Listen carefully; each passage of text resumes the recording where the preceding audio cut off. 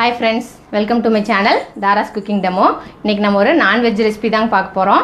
மீன் குழம்பு வச்சு மீன் வறுக்கிறது எப்படின்னு பார்க்க போறோம்.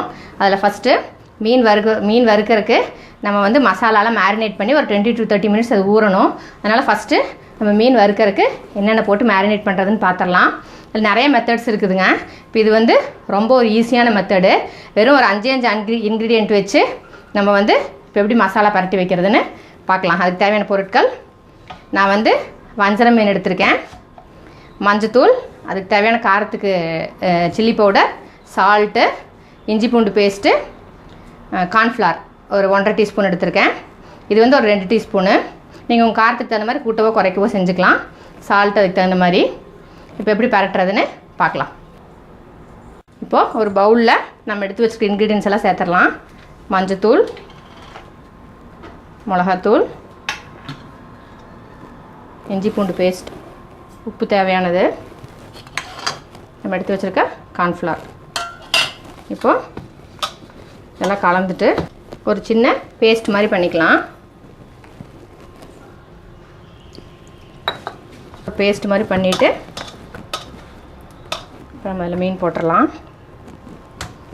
அந்த மீனெல்லாம் போட்டு இந்த மசாலா எல்லா மீன்லேயும் படுற மாதிரி பரட்டி வச்சுக்கலாம். நான் ஆர்டிஃபிஷியல் கலர்ஸ் நான் எதுவுமே சேர்த்தலைங்க. மசாலா இந்த மாதிரி எல்லா மீன்லேயும் படுற மாதிரி பரட்டி வச்சாச்சுங்க. இது எப்படியே ஒரு 1/2 hour 20 minutes to 1/2 hour வந்து இது எப்படியே மேரினேட் ஆகட்டும். அப்புறம் மீன் பொரிக்கும் போது அப்புறம் பார்க்கலாம். இப்போது மீன் குழம்பு செய்ய போகிறோம். அதுக்கு தேவையான இன்க்ரீடியன்ட்ஸ் என்னென்னு பார்த்துடலாம். நான் தாளிக்கிறதுக்கு 2 ஸ்பூன் ரீஃபைண்ட் ஆயில் எடுத்திருக்கேன், 2.5 ஸ்பூன் நல்லெண்ணெய் எடுத்திருக்கேன், ஒரு லெமன் சைஸ் புளி வந்து நல்லா 2 தடவை கரைச்சி அது பல்ப் எடுத்து வச்சுருக்கேன், ஆனியன் ஸ்லைஸ் பண்ணி வச்சுருக்கேன், கார்லிக் வந்து ஒரு 6-7 பல் ஸ்லைஸ் பண்ணி வச்சுருக்கேன், க்ரீன் சில்லிஸ் வந்து சும்மா அது மாதிரி ஸ்லிட் பண்ணி வச்சுருக்கேன். ஏன்னா நம்ம மிளகாத்தூளும் போட போகிறனால காரம் ரொம்பவாயிரும். கறி லீவ்ஸ் எடுத்து வச்சுருக்கேன், ஒரு தக்காளி கட் பண்ணி வச்சுருக்கேன், குழம்புக்கு தேவையான உப்பு, குழம்புக்கு தேவையான மஞ்சத்தூள், ஒரு 3 ஸ்பூன் மிளகாத்தூள் எடுத்து வச்சுருக்கேன், ஒரு 2.5 ஸ்பூன் தனியாத்தூள் எடுத்து வச்சுருக்கேன், தாளிக்கிறதுக்கு கடுகு 2 ஸ்பூனு, ஜீரகம், சோம்பு, உளுந்து, வெந்தயம், குருமிளகு இதெல்லாமே ஒவ்வொரு ஸ்பூனு, தேங்காய் ஒரு 1/2 மூடி வந்து கீறி வச்சுருக்கேன், தேங்காய் கூட போட்டு அரைக்கிறதுக்கு ஒரு 10 சின்ன வெங்காயம் உரித்து வச்சுருக்கேன். வெங்காயம் வந்து நம்ம இந்த தேங்காய் நல்லா ஃபைன் பேஸ்ட் ஆனதுக்கப்புறம் அந்த வெங்காயத்தை விப்பிங் மோடில் போட்டு சும்மா 2-3 சுற்றி மட்டும் எடுத்துக்கணும். வெங்காயம் வந்து ஃபுல்லாக நம்மளுக்கு மசியக்கூடாது. நம்ம இப்போ குழம்பு எப்படி தாளிக்கிறதுன்னு பார்த்துடலாம். இப்போது பேன் வச்சுருக்கு.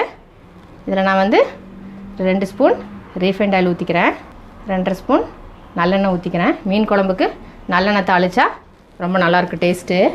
எண்ணெய் காயிட்டோம். இப்போது எண்ணெய் காஞ்சோடனே ஃபஸ்ட்டு கடுகு சேர்த்துடலாம். கடுகு வெடித்தோடனே உளுந்து, வெந்தயம், ஜீரகம், சோம்பு, குருமிளகு எல்லாம் சேர்த்துடலாம். கடுகு ஃபஸ்ட்டு வெடிக்கட்டும். வெடித்தோடனே இதெல்லாம் சேர்த்துடலாம். தாளிக்கிற பொருளெலாம் சேர்த்துடலாம். இதெல்லாம் கொஞ்சம் செவக்கட்டும். இப்போது நல்லா செவந்துருச்சு. நம்ம கட் பண்ணி வச்சுருக்க வெங்காயத்தை உள்ளே சேர்த்துடலாம்.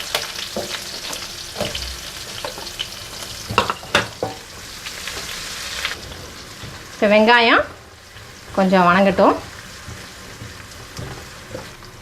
இப்போ வெங்காயம் வணங்கிருச்சு. இப்போ நம்ம எடுத்து வச்சுருக்க பூண்டு, பச்சை மிளகா, கருவேப்பிலை 3 சேர்த்துடலாம்.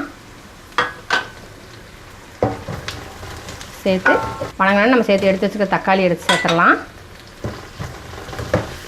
தக்காளி சேர்த்தனோடனே மஞ்சத்தூள் சேர்த்துடலாம். தக்காளி கொஞ்சம் நல்லா ஸ்மாஷ் ஆகணும். ஆனோடனே பார்க்கலாம். இப்போது தக்காளி வேகிறதுக்காக நான் மூடி வச்சுருந்தேன்.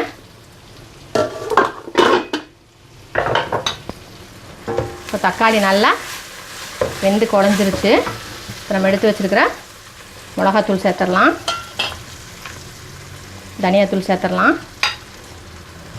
சேர்த்து இந்த எண்ணெயிலே மிக்ஸ் ஆகும்போது குழம்புக்கு ஒரு நல்ல கலர் கிடைக்கும். ரொம்ப வணங்கணுங்கிறது இல்லை, சும்மா அந்த எண்ணெயில் ஒரு மிக்ஸ் கொடுத்தா போதும். பொடி போடும்போது அடுப்பு வந்து கொஞ்சம் சிம் பண்ணிக்கணும், பொடி வந்து பர்ன்ட் ஆயிரும். நம்ம எடுத்து வச்சுருக்க புளி தண்ணி சேர்த்தலாம். புளி தண்ணி சேர்த்தியாச்சு. நம்ம இன்னும் குழம்பு நல்லா கொதித்து சுண்டணும். அதனால் குழம்புக்கு தேவையான நான் ஒரு 1.5 டம்ளர் கிட்ட தண்ணி சேர்த்துருக்கேன். தண்ணி சேர்த்துட்டு நம்ம குழம்புக்கு தேவையான உப்பு சேர்த்துக்கலாம்.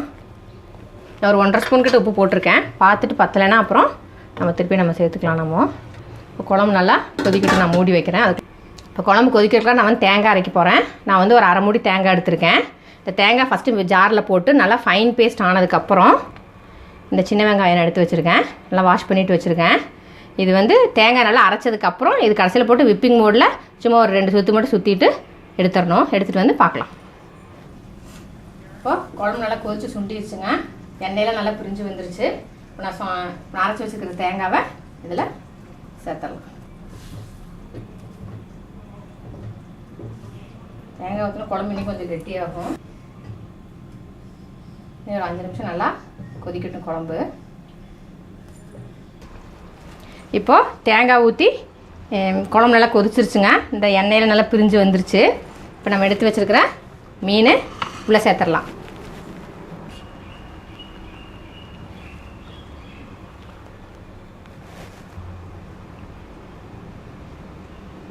இப்போது மீன்லாம் உள்ளே சேர்த்தாச்சுங்க. மீன் சேர்த்து ரொம்ப நேரம் இருக்க வேண்டாம். 5 நிமிஷம் இருந்தால் போதும். இல்லைன்னா மீன் நல்லா அப்படியே கரைஞ்சி போயிடும். 5 நிமிஷம் கொதிச்சதுக்கப்புறம் பார்க்கலாம். இப்போது மீன் போட்டு ஒரு 5 நிமிஷம் ஆச்சுங்க. நல்லா மீன் வெந்துருச்சு. இப்போ நம்ம அதில் பச்சையாக கருவேப்பிலை தூவிட்டு ஸ்டவ் ஆஃப் பண்ணிடலாம். ரொம்ப ரொம்ப டேஸ்டியான மீன் குழம்பு ரெடி. மசாலா போட்டு பரட்டி வச்ச மீன் வந்து நல்லா மேரினேட் ஆகிருக்கு. இப்போ இது பொரிச்சிடலாம். பேன் வச்சு எண்ணெய் ஊற்றிருக்கேன். எண்ணெய் காஞ்சிருச்சு. ஒவ்வொரு மீனாக எடுத்து எண்ணெயில் சேர்த்துடலாம்.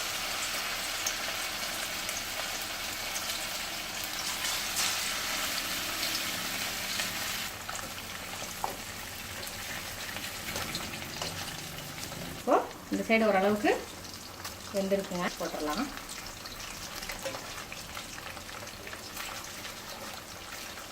இந்த மாதிரி செஞ்சிங்கன்னா இந்த மசாலாலாம் எதுவுமே வந்து அந்த எண்ணெயில் போகாது. எல்லாம் மீன்லேயே நல்லா பிடிச்சிருக்கும்.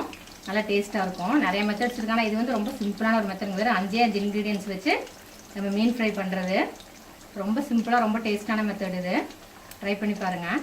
மீன் 2 சைடும் நல்லா ப்ரௌனாக பொரிஞ்சிருச்சுங்க. அந்த சலசலப்பும் நல்லா அடங்கிருச்சு. இப்போது நம்ம எடுத்துடலாம். எண்ணெய் வடிச்சிட்டு எடுத்து நம்ம டிஷ்யூவில் வச்சிடலாம். இப்போது மீன் எடுத்து நம்ம டிஷ்யூவில் வச்சாச்சு. இப்போ இந்த எண்ணெயில் பார்த்தீங்கன்னா நம்ம மீனில் போட்ட மசாலா எதுவுமே எண்ணெயில் போகல. எண்ணெய் அப்படியே கிளியராக இருக்குது. மசாலா எல்லாமே நம்ம மீன்லேயே ஒட்டி நல்லா ஃப்ரை ஆகிருக்குது. இப்போது இந்த மீனும் எல்லாம் நல்லா புரிஞ்சிருச்சு. எடுத்து நம்ம பிளேட்டிங் பண்ணியாச்சு. இந்த வீடியோ உங்களுக்கு பிடிச்சிருக்குன்னு நினைக்கிறேன். பிடிச்சிருந்தா லைக் பண்ணுங்கள். ஃப்ரெண்ட்ஸ் அண்ட் ரிலேட்டிவ்ஸ்க்கு ஷேர் பண்ணுங்கள். டிஷ் எப்படி இருந்துச்சுன்னு கமெண்ட் பாக்ஸில் கமெண்ட் பண்ணுங்கள். சேனல் புதுசாக பார்க்குறவங்க ப்ளீஸ் சேனல் சப்ஸ்கிரைப் பண்ணுங்கள்.